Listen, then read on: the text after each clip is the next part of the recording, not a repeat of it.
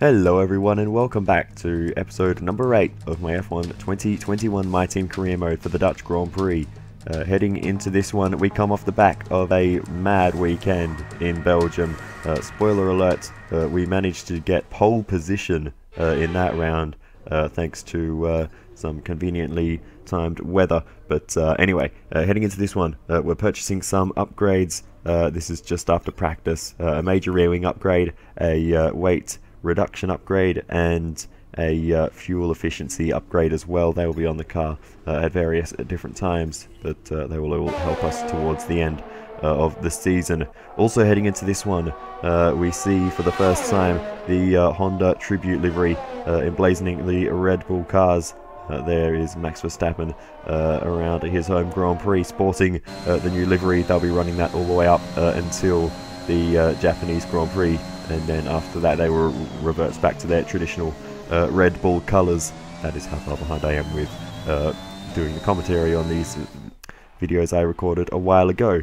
But we come to the end of the first round of qualifying and we get through relatively easily. Well, I say that, we're actually only a few positions above the knockout zone. Unfortunately my teammate not so lucky, but for the first time in a while he outqualified both Haas's and Williams cars, so it's not all bad for Matsushita. He is showing signs of improvement as well as the car improving, but I mean realistically he's only 4 spots behind me, so it's not that bad. We only outqualified the Alphas and of course Lance Stroll there, who maybe could have done a little better in that session. But anyway, we head into Q2 and we have a minor mechanical issue with the car, just a coolant leak. Someone's noticed a leak in one of the coolant lines, so we're patching that up as we speak. Hold tight for now until we've checked everything over.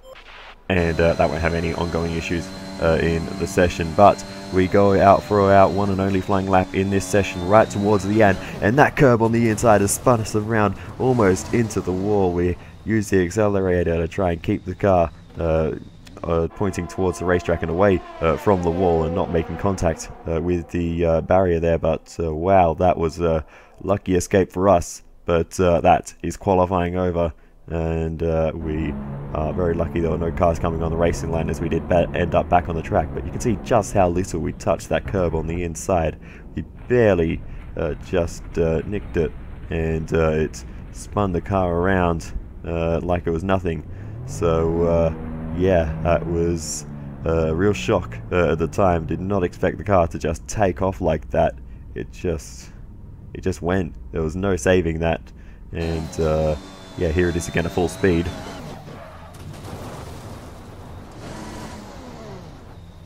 And that is how the qualifying session ended for us. So yeah, unfortunately we didn't have time for another lap. That was right at the end of the session, as I mentioned. So yeah, that is it, and we're going to be qualifying in 16th position. We don't have time for another lap, so yeah, that is unfortunate.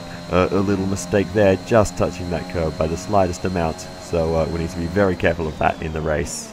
But yeah, disappointing end to qualifying here for the Dutch Grand Prix. So then, along with us, Esteban Ocon gets knocked out along with Yuki Tsunoda, the 2 Aston Martins of Vettel and Stroll, and Antonio Giovinazzi in the Alfa Romeo, who would never would have had a real chance of getting into Q3 anyway. So yeah, that is it for qualifying. So yeah, let's just get into the race and see what we can do. Hopefully we can make up some positions. I don't know if points are on the cards in this one, but let's hope so. Welcome along then to the North Sea coast and ZANDVOORT, 25 miles away from Amsterdam, and the host for today's Dutch Grand Prix. It's a race the great Jim Clark won on 4 occasions, leading for an astonishing total of 370 laps. A lap of this short 2.6 mile ZANDVOORT circuit features 14 corners, 10 to the right and 4 to the left. The main straight is 678 metres long and heads into turn 1, the Tarzan corner. With DRS down the main straight into the braking zone, that could be the best overtaking opportunity on the track.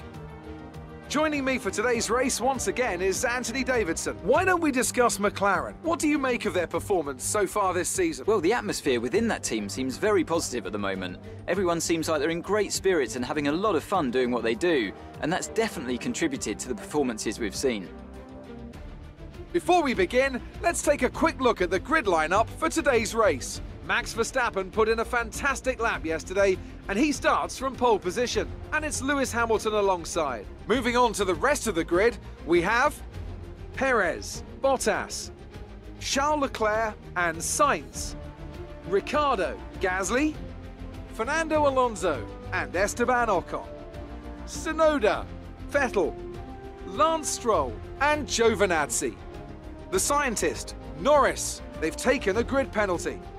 Kimi Raikkonen and Nobuharu Matsushita.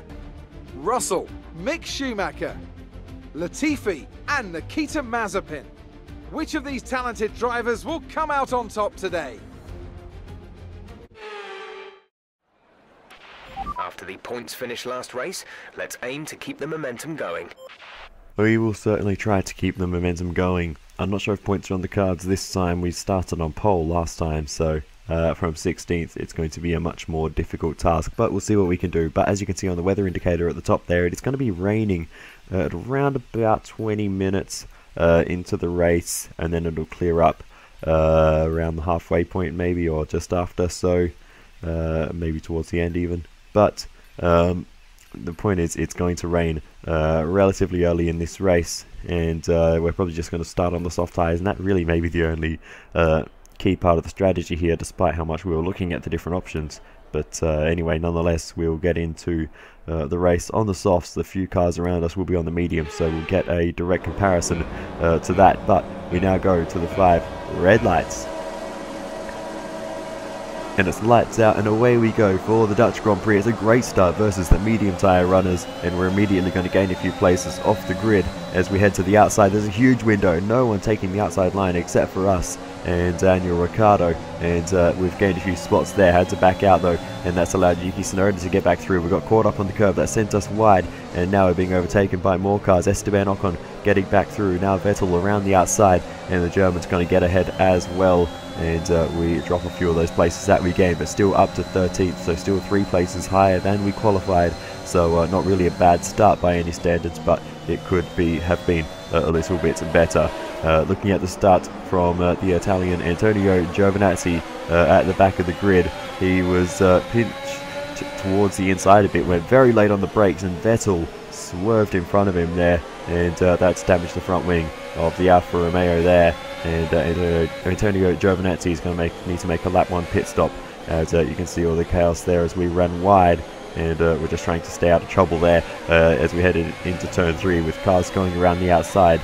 And at that point I didn't really know where everyone was and how much space we would have. Here's the onboard with Sebastian Vettel, and if you watch here, he just suddenly swerves right, and Antonio Giovinazzi was already charging down the inside into the first corner. It's an ambitious move by Giovinazzi, but I'm not exactly sure what Vettel there was doing, so it's a bit of an odd one. But there you can see Vettel avoiding action, but we continue on, and a good launch out of the final corner with our very grippy tyres, and that's given us a great opportunity to pass Sebastian Vettel down into the first corner. Vettel on the medium tyres, we go sailing around the outside and get the move done on the German, and now we head up towards turn 3 once again, missing the apex there, and that is brought out the yellow flag, so something happened behind us. We will have a look on the replays, as we did make a bit of contact with Vettel as we missed the apex. Vettel I think tried to have a look to the inside. Here's the replay of the initial move as we went around the outside. That was a nice one into turn 1, but Vettel was keen to try and come back at us here as we missed the apex. Vettel tried to get back up the inside, but that sent him into a slide and into the wall, and that right front wheel is off on the Aston Martin car there, and Vettel is out of the race. Unfortunate for the German. Here's the onboard of that, and you can see here he was very keen to get back up the inside as we just missed the apex, and he found out that his car maybe didn't quite have the downforce that he thought it did at that part of the circuit. He couldn't get it turned back to the right and get alongside us. Just made contact with our right rear. Meanwhile, that's Antonio Giovinazzi getting a new front wing on his car as well while that was happening. So it's all kicking off here. No safety car for that. I guess they had enough time between cars to move Vettel's car out of the way, and in the meantime we lose a spot to the McLaren of Lando Norris as we continue to drop down the order. But we're going to have a chance to come back at him with the DRS along the main straight. We're sitting in the slipstream as we head towards turn 1, down the inside into turn 1, and Norris leaves the space, and we're going to retake the position, find our way back up into 12th, and get back ahead of Lando Norris. And that gives us an opportunity to attack these two in front, and that will get us into the points if we can pass Esteban Ocon and Yuki Tsunoda. Yellow flags behind us again through this part of the circuit. Don't tell me Lando Norris has done the same thing. No, he's slowing there, and that is going to be a mechanical failure for Lando Norris. Just poor timing there in the same part of the circuit where we had the yellow flags before. But anyway, we continue on, and we are now trying to chase down Esteban Ocon, who is having a lot of trouble passing Tsunoda. Tsunoda on the mediums, Ocon on the softs, and he is not able to clear the young Japanese driver, and he's just not having a great time of it off the start here. But we are equally not really having much luck overtaking Ocon. You can see we're looking every which way, but we're not finding any way through. Even though Ocon is looking quite slow at the moment, we just can't really do anything about him. So we're going to have to just be patient and try and make something work later on. So here we go along the main straight again. You can see it's actually, I think he's dropping back from Tsunoda. Still got DRS as we are just not quite close enough to make a move around the outside. And Ocon is just going to continue to hold on for now. Suggests some weather is going to hit in around 5 minutes time, so stay on your toes. Dries seem like the best tyre for now. And yeah, the rain is coming soon as we are only on lap number 10 in this race. So as we continue on, we catch up to Ocon once again after dropping back for a little bit. And now we're going to try and make the move to the outside of Esteban Ocon through turn 1. We're actually not quite alongside him, but on the exit we're going to get the drive. Ocon leaves us the room, and we're going to run side by side through turn 2. Ocon almost running into us the way Vettel did, but thankfully he's able to slot in behind us. We just barely avoid nudging the rear end of Yuki Tsunoda, but that was close as well, between our front wing and the rear end of the AlphaTauri car there, at the hands of the Japanese driver. Out of the final corner though, and we have great drive there versus Tsunoda on the mediums, and we charge straight past him with DRS, unlike Ocon, who has been stuck behind him for so long. So Ocon's going to be very frustrated seeing us get past so easily while he's been stuck behind that AlphaTauri for the entire race so far. So as we continue on, we're a long way away from anyone else in front of us, and as we look to the cars behind, that is Matsushita, and he is among the first to fit the intermediate tyres as the rain is now falling on the circuit. So he is going to be the guinea pig, I suppose, but he is wow, we're running very wide there, so there's really no grip left as we are trying our best to defend from Esteban Ocon as we go for a huge slide, and that is going to allow both Ocon and Tsunoda straight past us there, as Tsunoda was already going around the outside. So we're really struggling. So yes, Matsushita definitely made the right call, because we have no grip in these conditions, as you can see. And he only pit one lap earlier than us, but look at the state of the track now. It is well and truly time for intermediate tyres, and we now head into pit lane to fit the correct tyres for these conditions, because these slicks are not providing us with all that much grip at the moment. So intermediate tyres on, and away we go once again. Ocon's jumped us, but we've jumped Tsunoda, so or we've stayed ahead of Tsunoda, but that is a disaster for Yuki Tsunoda losing out there. But Ocon has gained 2 places there after initially pitting from behind both of us, I think. So yeah, that's worked out well for Esteban Ocon, as we need to try and re-overtake the Frenchman. But elsewhere in this race, we look at the Haas of Mick Schumacher, as he is around the back end of the circuit, runs straight into his teammate Nikita Mazepin, as Mazepin was moving out the way for the blue flags, but Mick Schumacher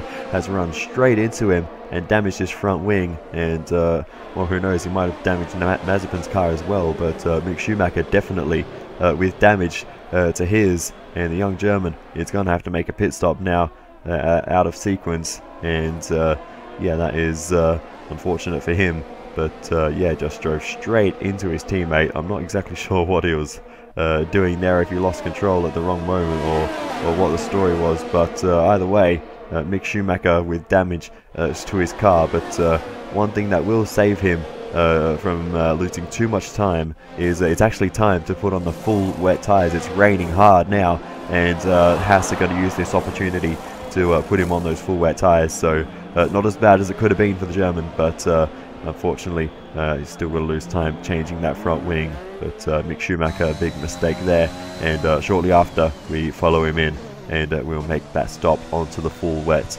and get those on the car, because these Inters are not providing us with a world of grip anymore, as they are wearing, and the track is just getting wetter and wetter. So here we go, out back onto the circuit, and no more scheduled pit stops.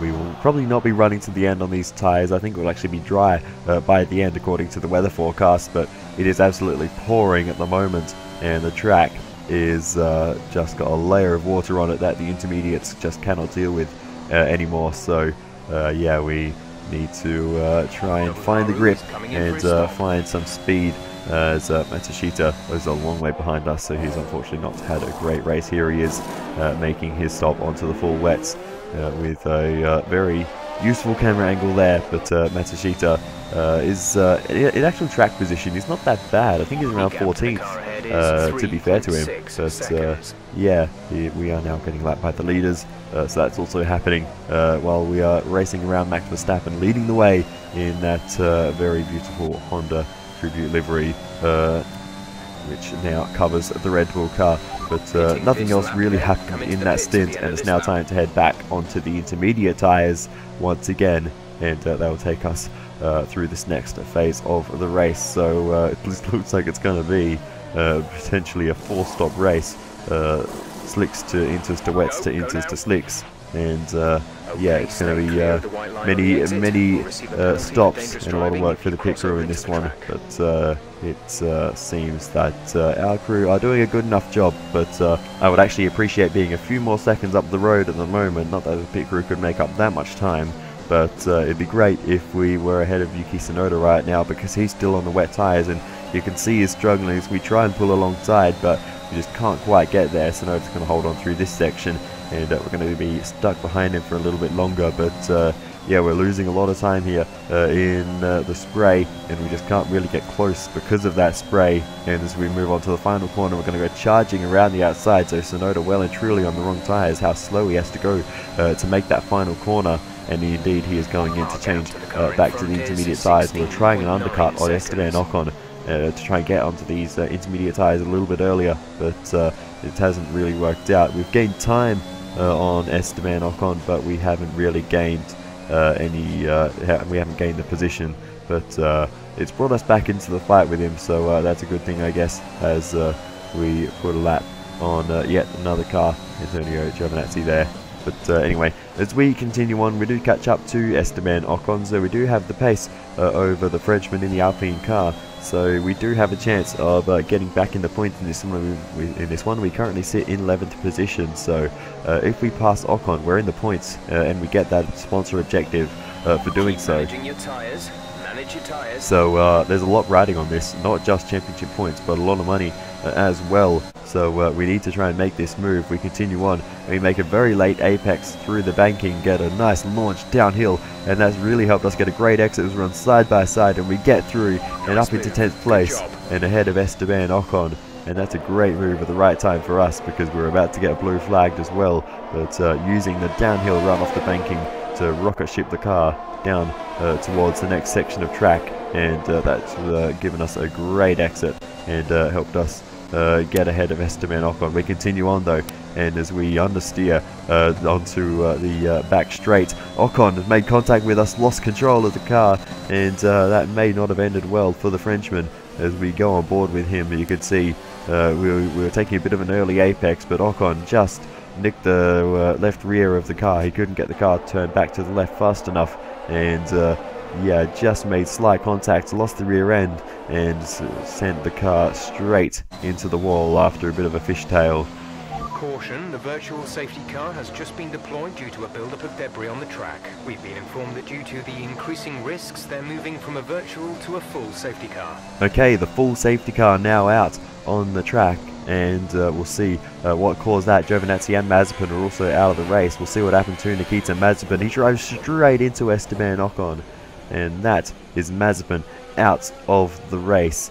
That is a big one for Mazepin. Antonio Giovinazzi, even bigger, plows into Esteban Ocon at top speed there, and I don't know what on earth those two were doing, but Daniel Ricciardo does exactly the same thing and just gives Mazepin a little bump. He's not out, but Mazepin and Giovinazzi are. Ricciardo with a penalty for that, but we get back underway for green flag racing, get past Mick Schumacher. This is going to be chaos on the restart because we have cars on 3 different laps. We are a lap down ourselves, but we are also lapping cars, so we've got the eyes going forwards and backwards as we get caught up on the inside curb of the turn with no number assigned to it, and we just about slither and slide our way through and somehow avoid any kind of major chaos, but we had a various number of close calls there. As we have a look at the replay, this is I think Nicholas Latifi, as he cops a whack from Kimi Raikkonen, who went charging down the inside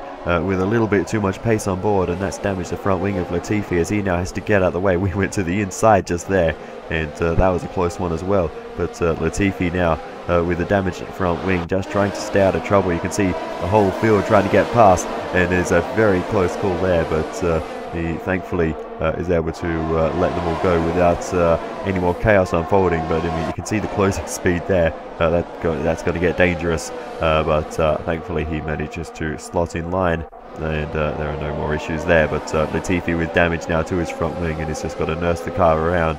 But he's not really doing his teammate any favours. George Russell sitting behind him, and Latifi not helping out his teammate, not letting him through. And he's going to continue to fight this one as George Russell right on the back of him. Latifi still holding on though, as George Russell has a great run towards the next section, but it looks like Latifi is still not letting him go. So Latifi, he's kind of boxed on this lap, he has to with the front wing damage, but Russell still not able to find a way through, and it looks like Latifi is going to hold him off until he has to pit. So yeah, I'm not sure what Williams are doing there, but yeah, that's unusual tactics there by the team, and Russell will likely be quite frustrated there with his teammate, but nonetheless Latifi comes in, and he will get a new front wing on the car, and he'll be back up to speed in no time. But yeah, don't know what all that was about, but nonetheless they need to fit a new set of tyres, a new front wing, and he is off and racing once again, is Nicholas Latifi. So yeah, that was a bit of a weird one, but that is yet more chaos and carnage in this race, and that was at the back of the field at this time. But we continue on, and we are actually losing time as well, letting the cars past and obeying the blue flags. That is Pierre Gasly, and he is not actually that far in front of us in terms of positions. There's Ricciardo, and he's only one place ahead of us, so we are really we don't have much to gain in this race. He's not our focus for the rest of the race. And I mean, the car in front of us in positions is Fernando Alonso, and he's behind us on track, so that is kind of how this race has gone. We can't finish any higher because Fernando Alonso is now a lap ahead. There he goes as we let him past, and we slot in behind him. Incident on track, but officials aren't looking to push for a safety car right now. Just be careful. And as we made a mistake through turn 1, Matsushita sneaks through, and that is one of the developments on the safety car restart. Matsushita made a great restart, and he got himself up into 11th position, now 10th as he got past us, and we can't fight back. We couldn't get back ahead of Matsushita, and he's going to hold on. So that's a great job by him, as we now need to head into the pits to fit the slick tyres, as the rain's now stopped, and we can once again. Well, the rain hasn't stopped. There's still water droplets on the screen, but we're going to have to double stack behind our teammate. That's going to burn a whole heap of time as we are going to have to wait for the team to prepare our pit stop, but we do eventually get back underway and back racing once again, and we will continue to fight our way forwards in this race if we can, but that's going to drop us down the order. We currently sit in 13th position after all that. But things are fortunately going much better for our teammate. He still holds 10th position and is holding off Lance Stroll and Yuki Tsunoda, but those two are looking quite quick. And as we continue on, this is Matsushita starting the final lap, and he's held him off so far, so he's done a great job, the Japanese driver, our teammate, representing our team here, and really having one of his best races, it has to be said. But meanwhile, up at the front of the field, Max Verstappen, the home hero, comes around the banking for the final time. He's going to come across the line to win the Dutch Grand Prix, and the crowd are going to love that as he greets the checkered flag for his home race and a home win, and a very welcome one for him. But as we look further down the order, this is Nobuharu Matsushita, the first car off the lead lap, but it doesn't matter because he is going to score points, his first points in Formula 1. Great drive, Nobuharu Matsushita, to hold off the charging Lance Stroll and Yuki Tsunoda. That's the end of the race. We'll see you in Parc Ferme. And we'll come home in P13, but I don't even care. Finally, our teammate scores points in Formula 1. He gets the driver of the day as well. Good effort. Many doubted whether they could pull off the win here in Zandvoort, but they have done, and done it in spectacular style. Anthony Davidson, what helped them deliver this result, do you think? Without a doubt, the safety car changed everything today. The key to their success was keeping calm and reacting to the situation quickly. We've seen teams in the past throw away wins because they were too hesitant, but here they were decisive, and that's allowed them to take the advantage.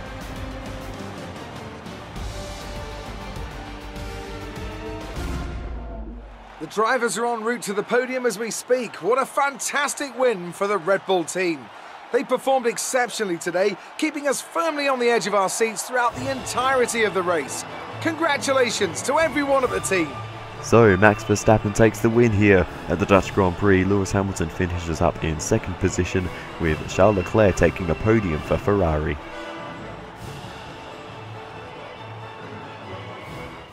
Now let's take a look at the driver's standings. Max Verstappen should be pleased with his performance, making gains at the top of the table. Some amazing talents out on the track today, but Anthony, who would you pick as your driver of the day? Nobuharu Matsushita gets my vote today. It's time to see how things are shaping up in the Constructors' Championship. No change in the top spot, but with today's points, their hold on the lead is getting weaker.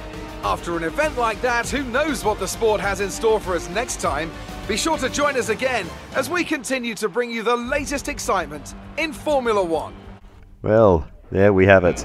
The end of the Dutch Grand Prix. Wow, that is very loud on the starting grid there. But yeah, all went well for Verstappen. I actually didn't mention it at the time, but Hamilton started on mediums and actually looked like he didn't get the greatest launch off the line there on the replay. You could just see in the foreground, but hard to really tell. But yeah, you can see it there. Perez actually got up into second place. So yeah, there was a lot of chaos all through this race. Zandvoort with its short layout means there's a lot of laps, and a lot of laps mean people get lapped a lot. That made it sound a lot more confusing than it really is. But the point is, on that safety car restart, that really brought Matsushita into the game, because he was able to take advantage of the cars ahead of him going slowly and letting the leaders through, and he was able to pass them while that was happening. So the race really opened up for him there, and from that point forward he was very quick versus myself, and was able to make the move on us fair and square, as we made the mistake while we were letting Fernando Alonso past, and then from there Matsushita just had to hold off Lance Stroll, and Yuki Tsunoda, who were very, very quick towards the end, but he managed to do it and score his first points in Formula 1. More points for the team is always appreciated, of course, as well.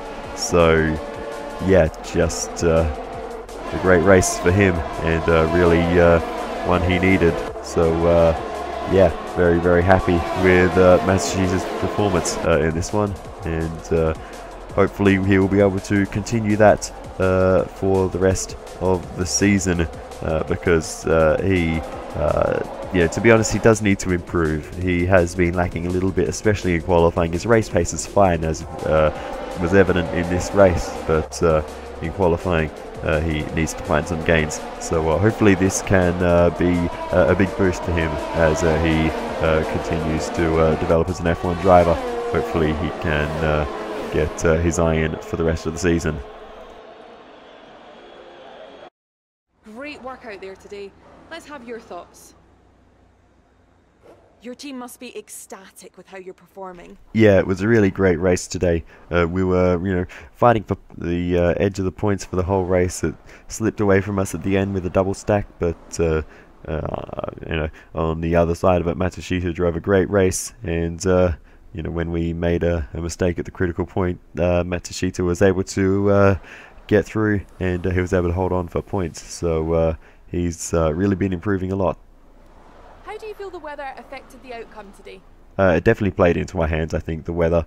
I think, on pure pace, we probably couldn't have got this result, so it's great. Your teammate beat you today. Was it a setup issue or something else? No, not a setup issue. As I mentioned earlier, we made a mistake as we were letting, I think it was Fernando Alonso through, as he was a lap ahead of us. And yeah, we ran a bit wide through turn 1, and Matsushita was able to cut back and get ahead of us, and after that he was just faster. You left a lot of paint on the walls today. Were you struggling for grip, or did you just misjudge some corners? No comment. Appreciate your time. So that brings our Dutch Grand Prix weekend to a close. We continue to lose to Pierre Gasly in the rivalry. He's going to win that in the next round for sure. He only needs to finish qualifying, and he'll do that. But nonetheless, we are going to lose some acclaim for that. We were maybe a little ambitious with our targets there, but anyway, we will potentially pick a better rival next time. Sponsors, interesting. We get 1 of 1 for Equinox for the Constructors' Championship points, and we don't get that. But apparently we outqualified Pierre Gasly, and we get a success for that one, which we definitely didn't do. So they're switched around for some reason, but anyway, we have stuff to do, so let's do some stuff. First up, the activity timeline. We've got 2 days. We're going to do the weight training to improve second driver pace and focus.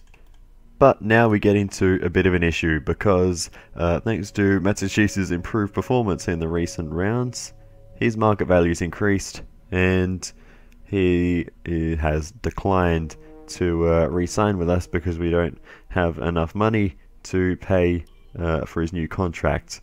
We had $1.5 million. That's a lot more than what we paid him at the start of the season, but we don't have enough to pay $2 million, which is what he's asking for now. Scoring a point in Formula 1, he's obviously a much more highly rated driver now among the teams in the paddock, and it seems that his value has exceeded what our team is capable of at the moment. So we're going to need to pick a new driver, and the driver we are going to sign is Marino Sato, and there's a few reasons for this. One, obviously we need to sign another Japanese driver for the Samurai Formula 1 team, so that is the main one, to be honest. But other than that, his focus is on 79, so he's quite happy at the moment. He is he's got the same experience as Matsushita. His racecraft is horrible. It's only 38, so we're losing a whole chunk of racecraft compared to Matsushita. But his awareness is quite significantly better, 12 higher, so he'll make a lot less mistakes. He's only marginally slower, -2 pace. So considering he's only just over a quarter of the market value, 600k versus 2 million, that sounds like a pretty good deal to me. Here you can make an offer to your driver. The more you offer, the greater chance of them agreeing to it. Be careful not to insult drivers though. If you do, they might refuse to negotiate any more with you in this negotiation period. So there we go. We are going to go with the low risk option and pay him the most possible because, well, he's ridiculously cheap anyway, so it doesn't really matter too much. And he happily signs that deal, and he will remain with us for the rest of the season. Our sponsorship deal with Equinox has come to an end, and we are simply going to renew that one. So we now fast forward towards the next event. We get the simulator upgrade, as well as the weight training for Marino Sato. And we will now have a quick look at his updated stats. He's on 80 pace now, so it's not slow at all, really. So yeah, we're going to have a pretty quick teammate in the next few rounds, so it will be interesting to see what he can do. But anyway, that's really all there is to cover in this one, so thank you so much for watching. Feel free to give me some feedback in the comments, and I will see you next time for the Italian Grand Prix. See you later.